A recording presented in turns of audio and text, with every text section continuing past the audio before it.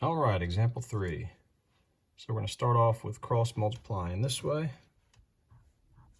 It's going to give us 5x squared minus 5. Set your equal sign, and then cross this way. And that's going to give us 30x minus 30. Now I can see that it's a quadratic equation because I have x squared, and I don't have any other x squareds to combine it with, so knowing that this is quadratic, I'm going to want to go ahead and get this equation set equal to 0. Get everything moved over to one side. At that point, I can kind of check, can it be AC factored? Or am I going to have to use quadratic formula? Or maybe I could graph it in the Desmos and see if it crosses at nice numbers. So I'm going to go ahead and get stuff moved over. My 30x doesn't have a like term over here, so I could just move that one over and set it as my b value.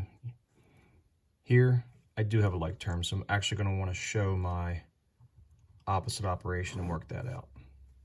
So I'm going to get 5x squared. Negative 30x, remember this changes signs when you move it over. So negative 30x, and then I've got negative 5 plus 30 is positive 25. And since there's nothing left on the right, it's equal to 0. Now let's check and see if this thing can be factored. It does have a GCF of 5. So we pull that 5 out and divide every term with the GCF. So x squared minus 6x plus 5 equals 0. All right, can this be AC factored? Are there factors of 5 that would add up to a negative 6? We don't want to use 1 and 5 because that would add up to positive 6.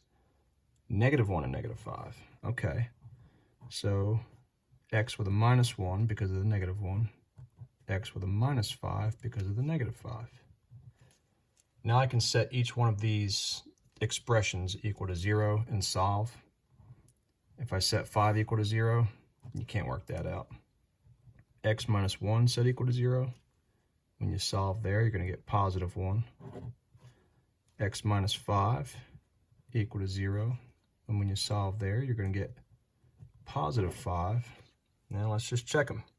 If I plug 1 back in, 2 times 1 is 2. 2 minus 2 is 0. That's not going to work out. That's an extraneous solution.